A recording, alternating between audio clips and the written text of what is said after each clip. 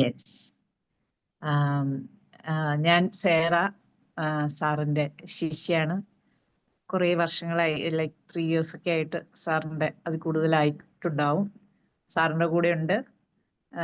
ഒരുപാട് learning experience NLPയിലൂടെ നിരന്തരം സാറിൻ്റെ പുറകെ നടന്ന് ഇതുപോലെ ക്ലാസ്സസ് ഒക്കെ കൂടി, ഒരുപാട് ക്ലാസ്സസ് ഒക്കെ കൂടി ആയിട്ടുള്ള ആ നിരന്തരമായ പരിശീലനത്തിലൂടെ എന്ന് പറഞ്ഞ് ഞാൻ ഏതു നേരവും പഠിക്കുമെന്നൊന്നും അല്ല, ആ നിരന്തരം ക്ലാസ് ഒക്കെ അറ്റൻഡ് ചെയ്തും അങ്ങനെ ഈ ഒരു കമ്മ്യൂണിറ്റിയോട് ചേർന്ന് നിന്നും മനസ്സിനെ ആക്കാൻ, അതായത് അത് എൻ്റെ ഉള്ളിലുള്ള ഒരു കഴിവാണ്, അത് അറിയത്തില്ലായിരുന്നു. അപ്പോ എല്ലാ സമയത്തും ശാന്തതയോടെ ഇരിക്കാനുള്ള ഒരു സ്കില്ലിലേക്ക് വളരാൻ സാധിച്ചു എന്ന് പറഞ്ഞത് അത്ര ചെറിയ നേട്ടമൊന്നുമല്ല.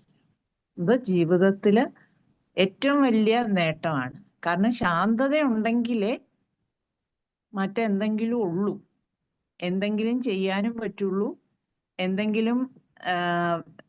എന്തെങ്കിലും പ്രൊഡക്റ്റീവായിട്ടും എഫക്റ്റീവായിട്ടും നമുക്ക് ജീവിക്കാനും പറ്റുന്നത്. ഇന്നത്തെ നമ്മുടെ ടോപ്പിക്കാണ് മനസ്സിനെ ശാന്തമാക്കുവാൻ എന്ന് സാർ ഒരു ടോപ്പിക് അവിടെ ഞാൻ കണ്ടു. അപ്പോൾ അതിന് NLPയോട് ബന്ധപ്പെട്ട് പറയുകയാണെങ്കിൽ ഒരു പ്രീസപ്പോസിഷൻ ഉണ്ട് NLPയിൽ.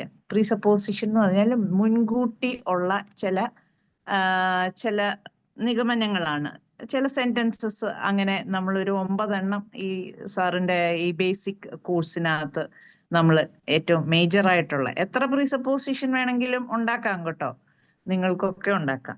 So you cannot not communicate. നിങ്ങൾക്ക് കമ്മ്യൂണിക്കേറ്റ് ചെയ്യാതിരിക്കാൻ പറ്റില്ല. യു ആർ ഓൾവേസ് ടോക്കിംഗ്, അല്ലെങ്കിൽ നമ്മൾ എപ്പോഴും ചലിച്ചുകൊണ്ടിരിക്കുകയാണ്. അപ്പൊ ഇതിനകത്ത് NLP ടേസ്റ്റ് ചെയ്തിട്ടുള്ളവർക്ക് അത് നന്നായിട്ട് മനസ്സിലാകാതെ സിത്താരയുടെ മുഖത്തൊക്കെ ഒരു ചിരി വരുന്നുണ്ട്. ഓൾവേസ് നമ്മൾ ഒന്നുകിൽ ആരുടെയെങ്കിലും ഇങ്ങോട്ടുള്ള വർത്താനം നമ്മുടെ ഉള്ളിൽ പ്രതിധ്വനിക്കുന്നു, അല്ലെ നമ്മൾ തന്നെ ചിന്ത ഒരു കമ്മ്യൂണിക്കേഷൻ ആണ്, അല്ലെ? ഇപ്പൊ തന്നെ നിങ്ങളുടെ ഉള്ളിൽ ഒരു ചിന്ത ഉണ്ടായി, ഈ മാഡം എന്താണ് പറയുന്നത്, ഇത് NLPയുടെ ക്ലാസ്സിലെ ആണല്ലോ. പലരും പല ചിന്തകളുണ്ടായി പലരുടെ തലയ്ക്കകത്ത്, അതൊരു കമ്മ്യൂണിക്കേഷൻ ആണ്. ഇങ്ങനെ ഒരു കമ്മ്യൂണിക്കേഷൻ നമ്മുടെ അകത്തും പുറത്തും എപ്പോഴും നടന്നുകൊണ്ടിരിക്കുന്നു. നമുക്ക് കമ്മ്യൂണിക്കേറ്റ് ചെയ്യാതിരിക്കാൻ പറ്റില്ല. അപ്പോ ഈ കമ്മ്യൂണിക്കേഷനെ, ബിവെയർ ഓഫ് ദിസ് കമ്മ്യൂണിക്കേഷൻ, ഈ കമ്മ്യൂണിക്കേഷനെ ശ്രദ്ധിക്കാൻ നമുക്കൊരു പരിശീലനം, ഒരു തുടർ പരിശീലനം, ഇങ്ങനെയുള്ള ചെറിയ ചെറിയ സാറിന്റെ ക്ലാസ്സിൽ വരുമ്പോൾ പോലും അത് ഷാർപ്പൻ ആവുകയാണ് ആ പരിശീലനം, അതിൻ്റെ ആ ഒരു സ്കില്ല്.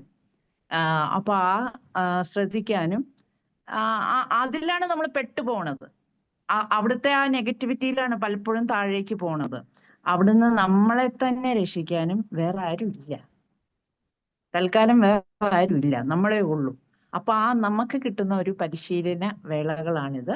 NLP ഒരു വളരെ വണ്ടർഫുൾ ടൂളാണ് സ്വയം സഹായിക്കാൻ. നമ്മളെ സഹായിച്ചു കഴിയുമ്പം നമ്മുടെ ചുറ്റുപാടും അതിനൊരു പകർച്ച ലഭിക്കുന്നു. നമ്മുടെ ശാന്തതയിൽ നിന്നൊരു പകർച്ചയുണ്ട്.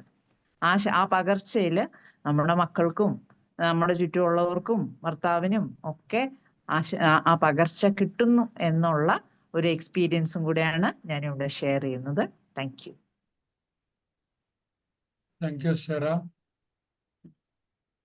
നമുക്ക് തുടങ്ങാം. നമ്മൾ പലപ്പോഴും കേട്ടിട്ടുള്ള ഒരു കാര്യമാണ്, കുറേ ഫ്രണ്ട്സും കുറേ റിലേറ്റീവ്സും ഉണ്ടെങ്കിൽ നമ്മൾ സ്ട്രോങ് ആയി എന്ന് പറഞ്ഞാൽ അറിയാമല്ലോ, കൂട്ടുകാർ കൂടി തകർത്തടിച്ചിങ്ങനെ നടന്ന ആത്മസുഹൃത്തുക്കൾ ഒത്തിരിയുണ്ട്. അതുപോലെ തന്നെ ഒത്തിരി ബന്ധത്തിൽപ്പെട്ടവരുണ്ട്, ചേട്ടനുണ്ട്, അനിയനുണ്ട്, പെങ്ങളുണ്ട്, ധാരാളം ആൾക്കാരുണ്ട്. പക്ഷെ തന്നെ എഴുന്നേറ്റ് നിൽക്കണമെങ്കിൽ കാലിന് ബലമില്ല. അപ്പൊ ആരൊക്കെ ഉണ്ടായിട്ട് എന്താ പ്രയോജനം? അപ്പൊ എന്നെ സ്ട്രോങ് ആയിട്ട് നിർത്താൻ എനിക്ക് കഴിവുണ്ടായിരിക്കണം. വേറൊരാളുടെ സപ്പോർട്ട് ഇല്ലാതെ കൊണ്ട്. മറ്റുള്ളവരൊക്കെ ഉണ്ടായിക്കോട്ടെ, ഒത്തിരി ആത്മമിത്രങ്ങളും റിലേറ്റീവ്സൊക്കെ ഉണ്ട്.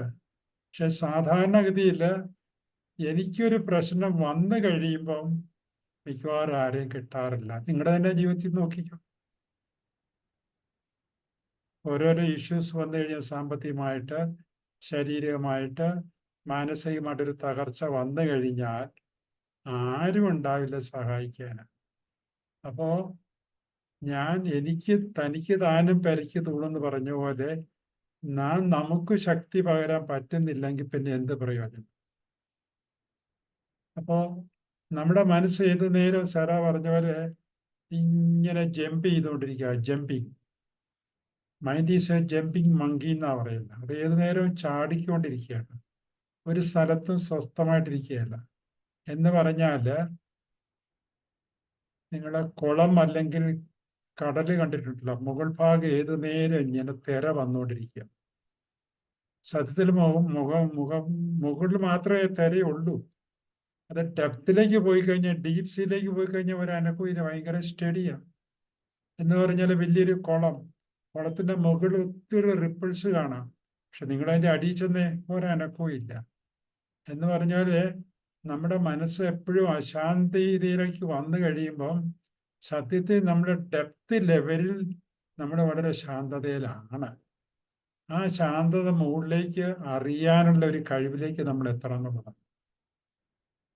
കാരണം പല ജാതി മതങ്ങളിലും പറഞ്ഞിരിക്കുന്ന ദൈവവും നമ്മളും തമ്മിൽ വലിയ വ്യത്യാസം ഇല്ലെന്ന് പറഞ്ഞിരിക്കുന്നു. ദൈവത്തിൽ വിശ്വാസമുള്ളവർക്ക് വേണ്ടിയിട്ട് പറയുന്ന കേട്ടോ, അല്ലാത്തവർക്ക് കുഴപ്പമില്ല. അല്ലാത്തവരോട് പറയുകയാണെങ്കിൽ എല്ലാവരും തുല്യരാണ്, എല്ലാവരും കഴിവുള്ളവരാണ്. അപ്പോ നമ്മുടെ ഈ കഴിവൊക്കെ എവിടെ പോയി എന്നുള്ളത് ചില പ്രത്യേക സാഹചര്യങ്ങളിൽ പെട്ടെന്നെങ്കിലും ഒരു അസുഖം വന്നു, സാമ്പത്തികമായിട്ടൊരു തകർച്ച വന്നു, അല്ലെങ്കിൽ എന്തെങ്കിലുമൊക്കെ ഒരു ഇഷ്യൂ വന്നു കഴിയുമ്പം നമ്മൾ മൊത്തം തകർന്നു, മനസ്സ് അങ്ങോട്ട് തകർന്നു പോകും. അപ്പോൾ ഏതൊരു സാഹചര്യത്തിലും മനസ്സ് ശാന്തമായിട്ടിരിക്കുക. അത് മനസ്സിന്റെ ബലം എന്ന് പറയുന്ന ശാന്തതയാണ് കേട്ടോ. നമ്മുടെ കേട്ടിട്ടുണ്ട് ആള് ഭയങ്കര സ്ട്രോങ് ആണ്, മനസ്സിന്റെ തലത്തിൽ ഭയങ്കര സ്ട്രോങ് ആണെന്നൊക്കെ പറയും. എന്താണ് ഈ സ്ട്രോങ് ആണെന്ന് പറഞ്ഞു കഴിഞ്ഞാൽ, സ്ട്രോങ് എന്ന് പറഞ്ഞാൽ ശാന്തമായ മനസ്സാണ്. ശാന്തമായ മനസ്സിൽ മാത്രമേ സ്ട്രോങ് ആയിട്ടുള്ള തീരുമാനം എടുക്കാൻ പറ്റുള്ളൂ.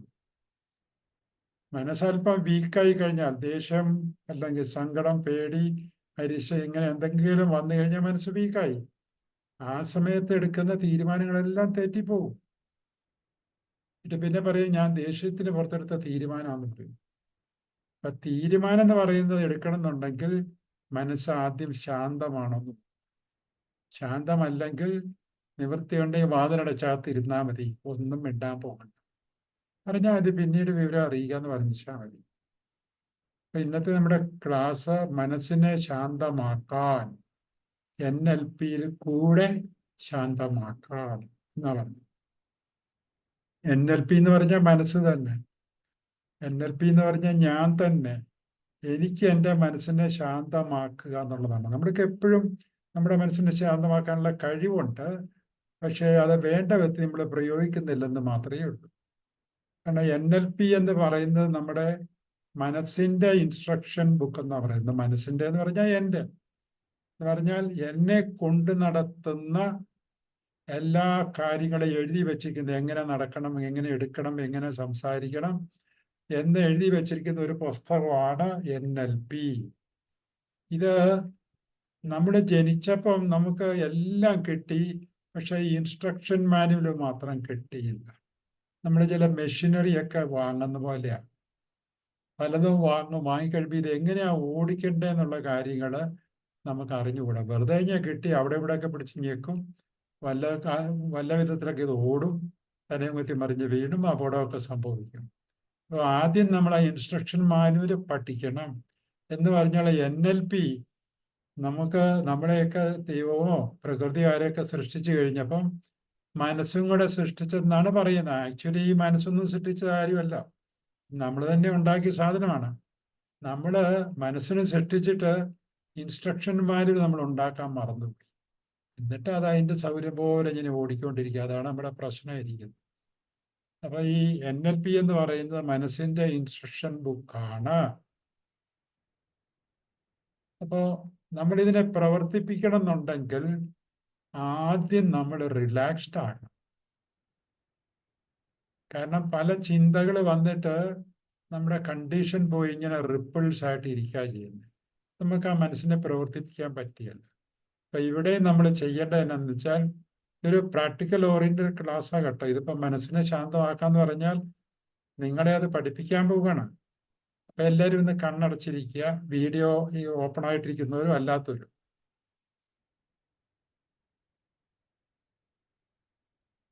കണ്ണടച്ചിരിക്കുക, ബാക്ക് റെസ്റ്റ് ഉള്ള കസേര ആയിരിക്കണം, ചാരിയിരിക്കണം. പിന്നെ മൊബൈലൊക്കെ താഴെ വെച്ചേക്കണം, കൈയും കാലും ഫ്രീ ആണ്, എങ്കിലേ ഇത് നമുക്ക് ചെയ്യാൻ പറ്റത്തുള്ളൂ. എന്നിട്ട് കണ്ണൊന്ന് അടച്ചേക്കണം. നമ്മൾ ചെയ്യുന്നത് മനസ്സിനെ ഒന്ന് റിലാക്സ് ചെയ്യാൻ വേണ്ടിയിട്ടാണ്.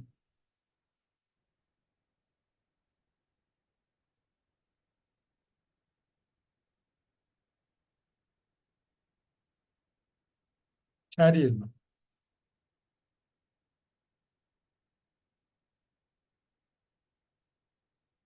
റിലാക്സ് ചെയ്യാനുള്ള ഏറ്റവും എളുപ്പ മാർഗം ബ്രീത്തിങ് ശ്രദ്ധിക്കുക എന്നുള്ളതാണ്. ശ്വാസോച്ഛ്വാസം ചെയ്യുന്നത് നമ്മളൊന്ന് ശ്രദ്ധിച്ചാൽ മതി. വയറ് താഴുന്നതും പൊങ്ങുന്നതും ഒന്ന് ശ്രദ്ധിക്കണം. 1 മിനിറ്റ് അങ്ങ് ശ്രദ്ധിച്ചാൽ മതി. ചിന്തകളൊക്കെ വരും, അതതിൻ്റെ വഴിക്ക് വന്ന് പോക്കോട്ടെ.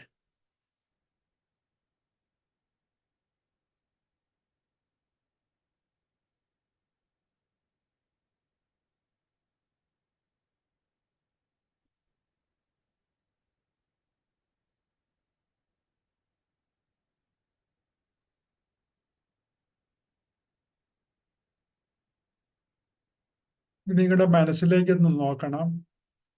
ഇപ്പൊ നിലവില് എന്തെങ്കിലും പ്രശ്നങ്ങൾ മനസ്സിനെ ബോധർ ചെയ്യിപ്പിക്കുന്നുണ്ടോ? കണ്ണടച്ചെന്നായിരുന്നു.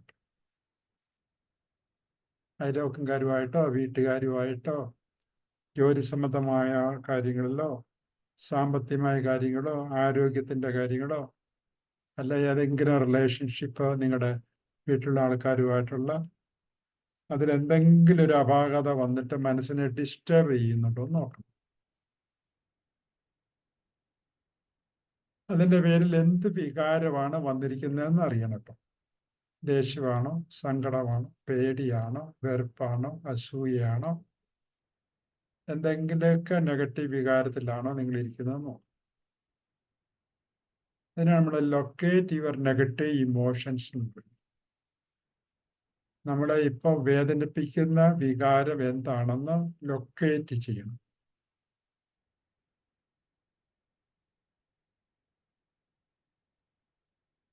അപ്പൊ നെഗറ്റീവ് വികാരത്തിൽ ഇരിക്കുമ്പം അത് നമ്മുടെ ശരീരത്തെ ബാധിക്കും.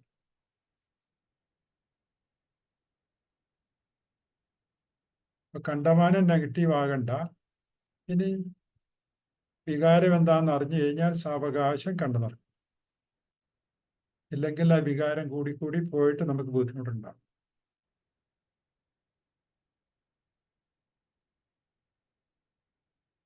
എല്ലാവരും കണ്ടു നടന്നോളൂ. ഇതിപ്പോ നമ്മൾ ചെയ്ത് എന്തിനാന്ന് ചോദിച്ചാൽ എന്നെ ഡിസ്റ്റർബ് ചെയ്യുന്ന ഒരു ഇഷ്യൂ കിടപ്പുണ്ട് അവിടെ. അതെനിക്കൊരു നെഗറ്റീവ് വികാരം ഉണ്ടാക്കുന്നു. അപ്പൊ ഈ വികാരത്തിനെ നമുക്കൊന്നും ചെയ്യാൻ സാധിക്കില്ല. വികാരം വന്നാൽ അത് വികാരമായിട്ട് അവിടെ കിടക്കും. അപ്പൊ ഈ വികാരത്തിലേക്ക് ഒന്നുകൂടെ ശ്രദ്ധിച്ചു കഴിഞ്ഞാൽ സേരാ മാഡം പറഞ്ഞു മനസ്സ് എപ്പോഴും കമ്മ്യൂണിക്കേറ്റ് ചെയ്തുകൊണ്ടായിരിക്കുന്നതെന്ന് പറഞ്ഞു. അപ്പൊ ഈ വികാരമായിട്ട് ബന്ധപ്പെട്ട മനസ്സെന്തോ സംസാരിക്കുന്നു.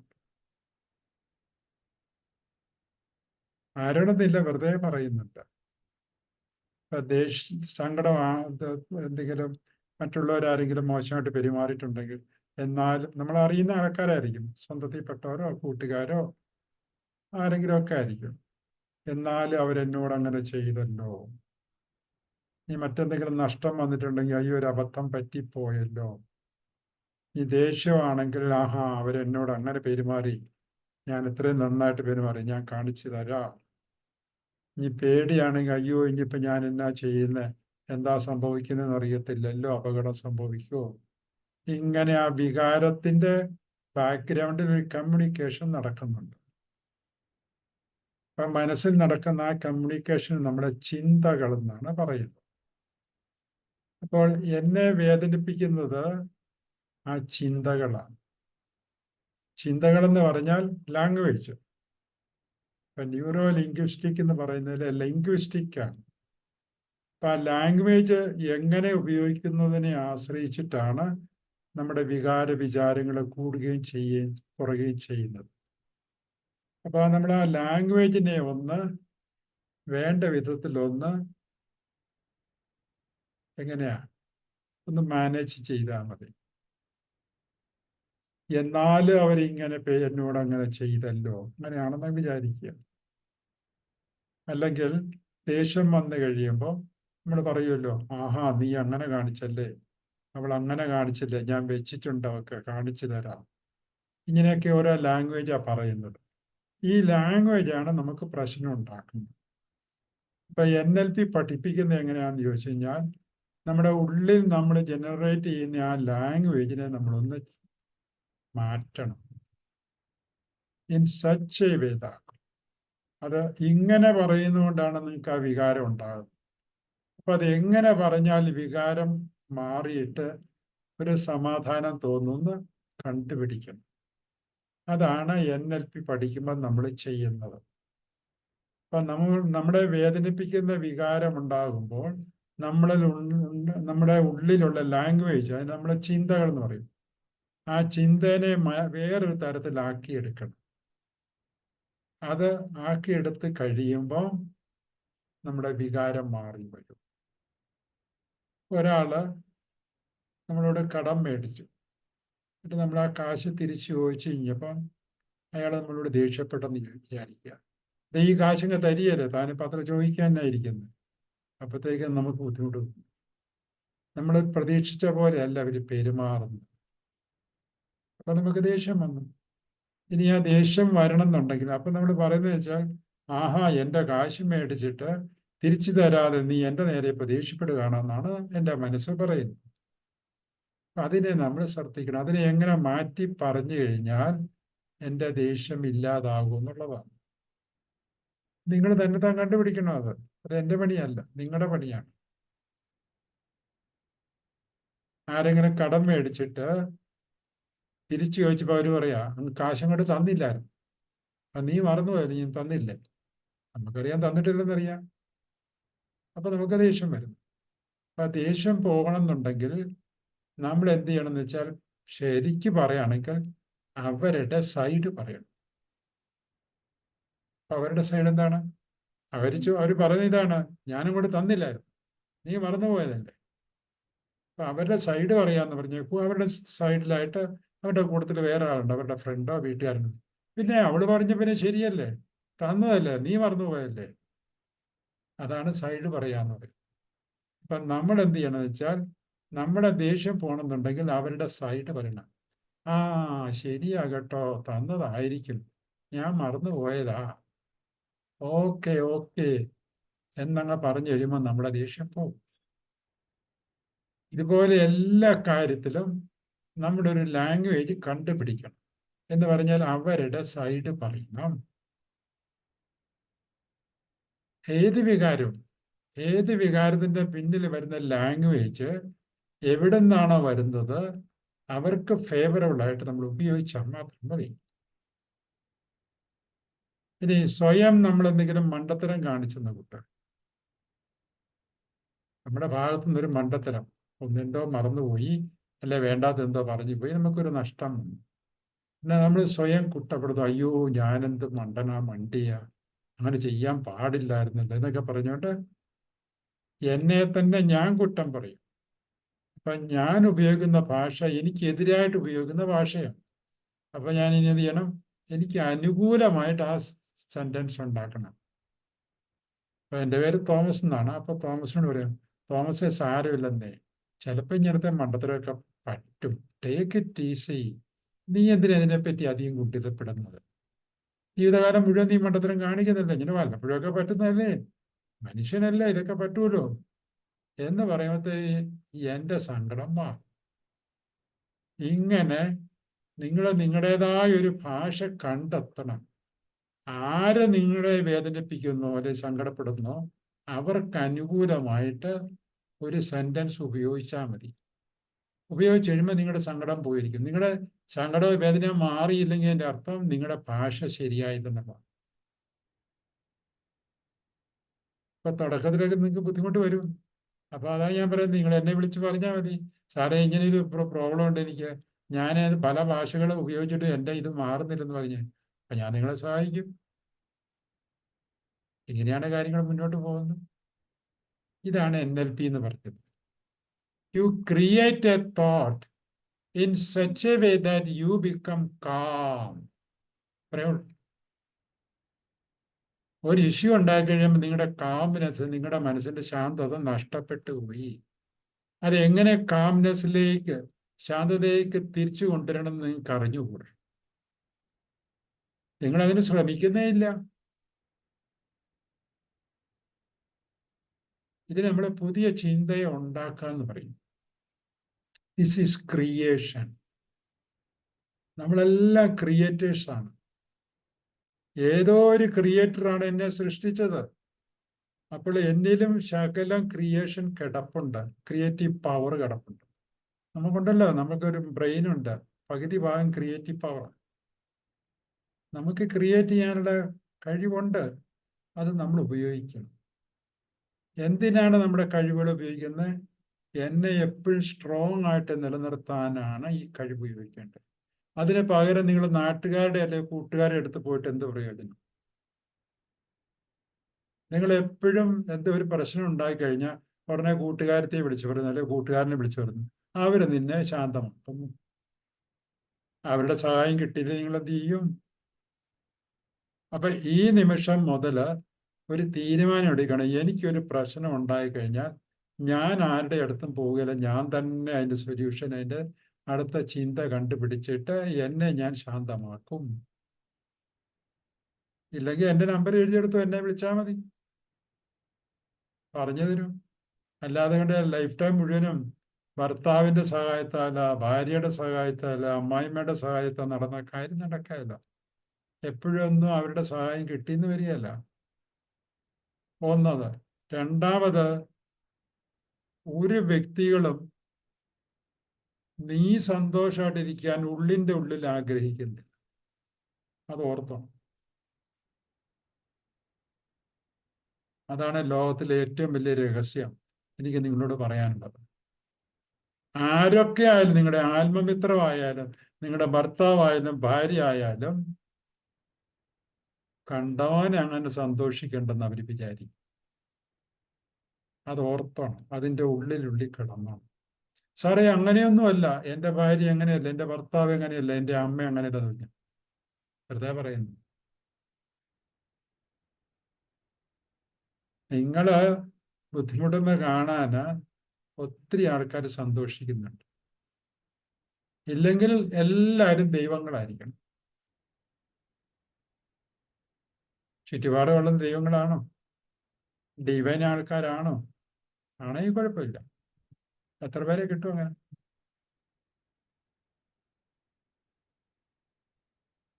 അയൽലോകത്തെ ഒരാൾക്ക് ലോട്ടറി അടിച്ചു കഴിഞ്ഞാൽ എത്ര പേർക്ക് സന്തോഷം വരുന്നുണ്ട്? നിങ്ങളുടെ കാറുള്ള ആളാണെങ്കിൽ നിങ്ങളുടെ കാറ് കൊണ്ടുപോയി പാർക്ക് ചെയ്ത് കഴിയുമ്പോൾ, പാർക്ക് ചെയ്തിട്ട് തിരിച്ചെടുക്കാൻ വേണ്ടി 2 മണിക്കൂർ 4 മണിക്കൂർ തിരിച്ചു വരുമ്പോൾ നിങ്ങളുടെ അടുത്ത് പാർക്ക് ചെയ്യുന്ന കാറിൽ ആരോ സ്ക്രാച്ച് ചെയ്തിട്ടുണ്ട്. സന്തോഷം തോന്നിയല്ലേ? നിങ്ങളുടെ കാറിൽ സ്ക്രാച്ച് വന്നിട്ടുണ്ടെങ്കിൽ സങ്കടം തോന്നിയല്ലേ, അല്ലെ ദേഷ്യം തോന്നിയല്ലേ? അത്രേ ഉള്ളൂ. അതല്ലേ പറയുന്നത്, മറ്റുള്ളവരെ ഇങ്ങനെ പന പോലെ വളർത്തുകയാണ്. അത് കാണുമ്പോഴത്തേക്കും നമുക്ക് വലിയ ബുദ്ധിമുട്ട്. ഇതിന്റെ പേരാണ് അസൂയ എന്ന് പറയുന്നത്. ഇങ്ങനെയാണ് നമ്മുടെ മനസ്സിന്റെ ശാന്തത പോകുന്നത്. അപ്പൊ നമുക്ക് വേണ്ടത് അബണ്ടൻസ് ഫീലിങ്സ് എന്ന് പറയും. അബണ്ടൻസ് ഫീലിങ്ങിൽ എപ്പോഴും മറ്റുള്ളവർ വളരുന്ന കാണുമ്പോൾ നമുക്ക് സന്തോഷം തോന്നും.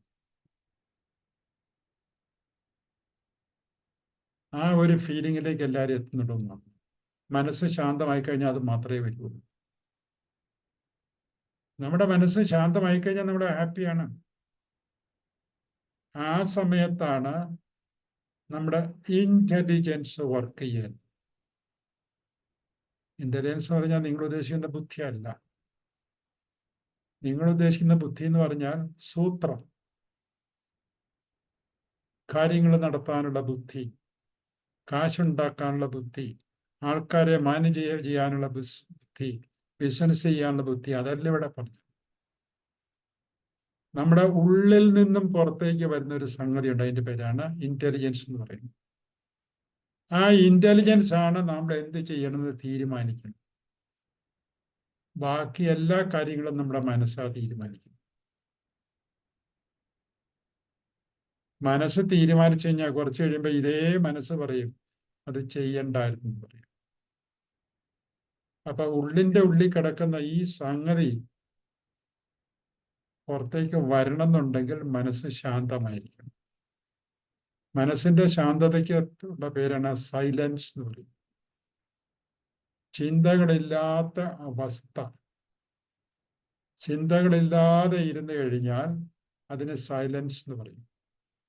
ഇതാണ് ബുദ്ധനോട് പണ്ട് ആരോ ചോദിച്ചു, ദൈവം എന്താണ്, ആരാണെന്നൊക്കെ ചോദിച്ചു കഴിയുമ്പോൾ ആരും കേട്ടിട്ടില്ല, എന്നാലും പൊതുവെ പറഞ്ഞെങ്ങനെയാണ്, പുള്ളി സൈലന്റ് ആയിട്ടിരുന്നു. അതിന്റെ അർത്ഥം ഗോഡ് ഈസ് സൈലന്റ് അല്ലേ? ദൈവം സംസാരിച്ചു കഴിഞ്ഞാൽ പ്രശ്നമാണ്. സംസാരിച്ചു കഴിഞ്ഞാൽ ഒരാൾക്ക് അനുകൂലമായിട്ട് തോന്നും, വേറെ ഒരാൾക്ക് പ്രതികൂലമായിട്ട് തോന്നും. എപ്പോഴും അങ്ങനെയാണ്. നിങ്ങൾ പറഞ്ഞു ദൈവമേ ഇന്ന് മഴ പെയ്ക്കണേ, ഭയങ്കര ആവിയാന്ന്. മഴ പെയ്യിച്ചു. പിന്നെ അയലക്കംകാരൻ പറയും അയ്യോ മഴ പെയ്യിക്കണ്ടായിരുന്നു, അവനെന്താ സംഗതികളൊക്കെ ഉണങ്ങാൻ വേണ്ടി വെയിലത്തിട്ടുണ്ടായിരുന്നു, വൈകുന്നേരം വാരിയില്ല, അതെല്ലാം നനഞ്ഞു പോയി. അപ്പൊ ദൈവമായിട്ട് സംസാരിച്ചു കഴിഞ്ഞാൽ പ്രശ്നം, പുള്ളിക്കൊന്നും ചെയ്യാൻ പറ്റിയല്ല.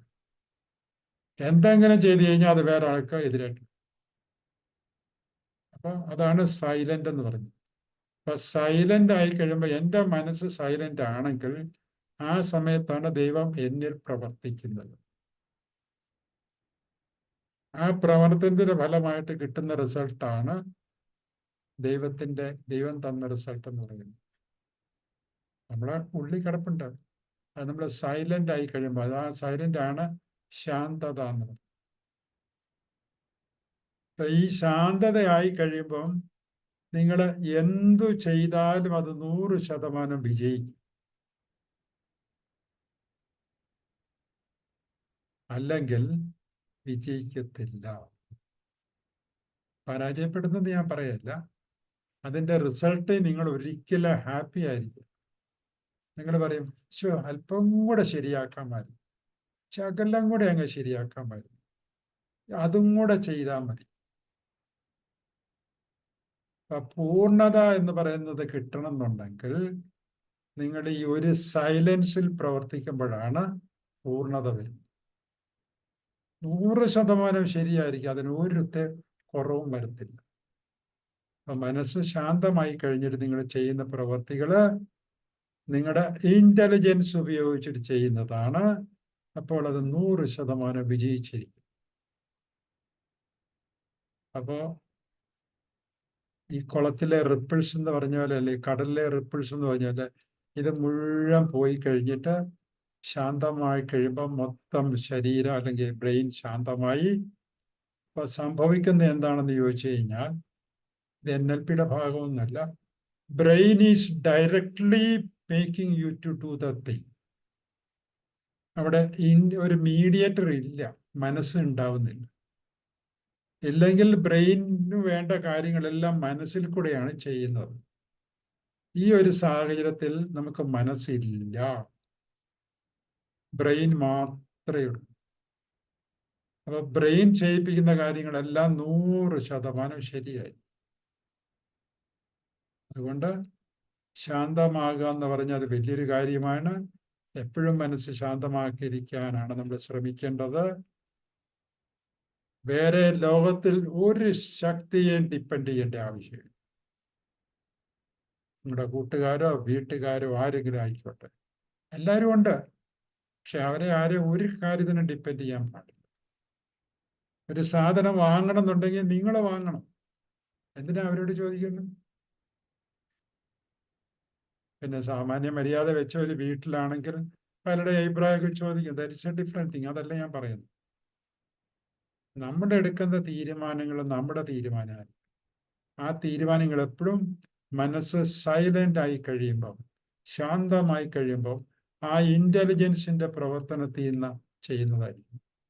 നമ്മളൊന്നും അറിയണ്ട, ശരീരം ചെയ്തോളും. നമ്മുടെ പണി ഇത്രയേ ഉള്ളൂ, മനസ്സിനെ ശാന്തമാക്കുക.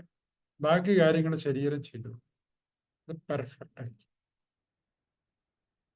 ഇതാണ് തനിക്ക് താനും പെരയ്ക്ക് തൂടെന്ന് പറയുന്നത്. ആരെ എട്ടിപ്പറ്റി.